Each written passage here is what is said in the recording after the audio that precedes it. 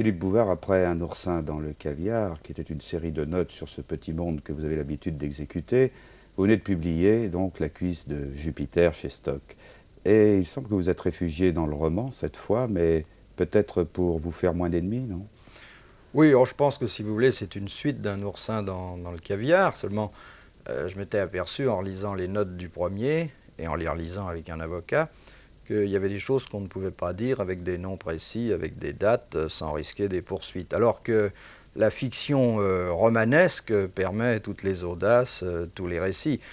Alors, dans celui-là, il y a du vrai, il y a du possible, il y a du probable, il y a de l'imaginaire, il y a des choses qui se sont passées, des choses qui auraient pu se passer et des choses que j'aurais aimé voir se passer. Vous avez le sentiment vous-même d'être en quelque sorte aussi un quatrième pouvoir? Non, pas du tout. Pas du tout. Je vous le dis parce que nous sommes entre nous. Je crois beaucoup moins que mes clients, entre guillemets mes clients, au pouvoir de la presse. Mais enfin, je ne le dis jamais, ça, parce qu'évidemment, ça va contre mes intérêts. On a un petit peu l'impression quand même que, à travers ce personnage qui se dessine, on sent quand même un Bouvard qui rêverait bien d'avoir un journal à lui. Oui, je rêverais aussi, si j'avais un journal à moi, d'être moins odieux à certains moments que mon personnage. Mais je pense qu'à partir du moment où on a une passion pour un métier, on rêve de le faire au sommet. Bon, d'ailleurs, il n'y a aucune convention collective qui interdise à un salarié moyen de rêver. Mais je pense qu'on peut rêver quand même d'être une fois méchant en étant directeur de ce journal avec des hommes politiques plutôt qu'avec des gens du show business, non? Oui, oui, oui, oui, bien sûr. Une variante. Oui, oui, c'est pas une situation qui me déplairait. Est-ce que vous êtes content du journalisme que vous faites actuellement? Pas très. Pas très. Oh, pas très, parce que non, j'aurais mauvaise grâce à me plaindre. Si vous voulez, je fais un métier amusant, j'en vis pas trop mal, je vois des gens très drôles. Mais j'estime que, passé un certain âge, il faut peut-être aborder une forme moins badine d'expression. Ça m'a fait plaisir d'être un jeune rigolo, je ne voudrais pas être un vieil amuseur. Vous m'avez dit un jour que vous étiez vous-même très stupéfait, très étonné de votre réussite.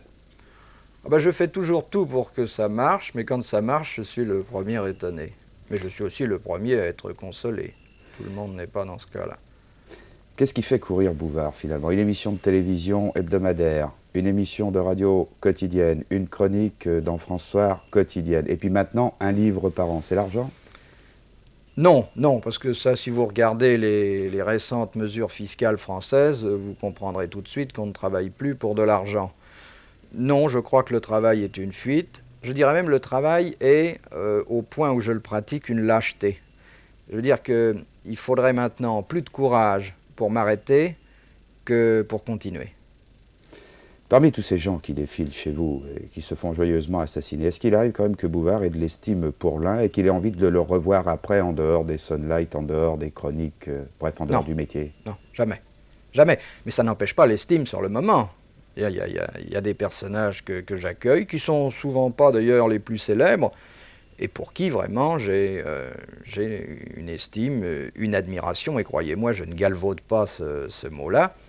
Mais quant à voir les clients entre les heures de bureau, non, non, parce qu'il faut quand même se réserver une petite vie privée, et que la vie privée, je crois, ça consiste à ne pas voir les gens qu'on rencontre à titre professionnel. J'ai beaucoup dîné en ville, mais maintenant, je préfère me nourrir de souvenirs plutôt que de chaud-froid de volaille.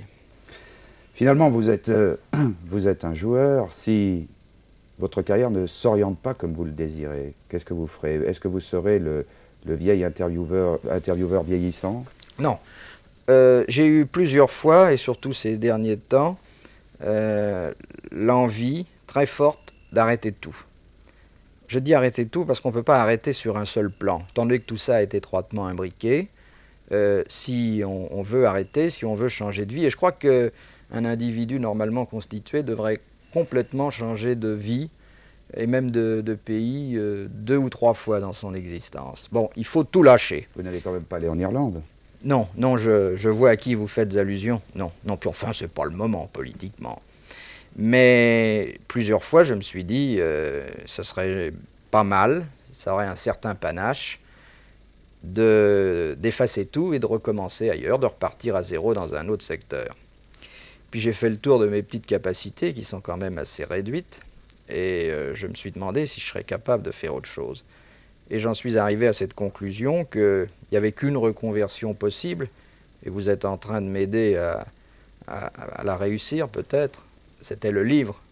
Le livre qui est vraiment le plus merveilleux des métiers, parce que ça se fait où on veut, quand on veut, avec 2 sous de papier et 1 sou d'encre.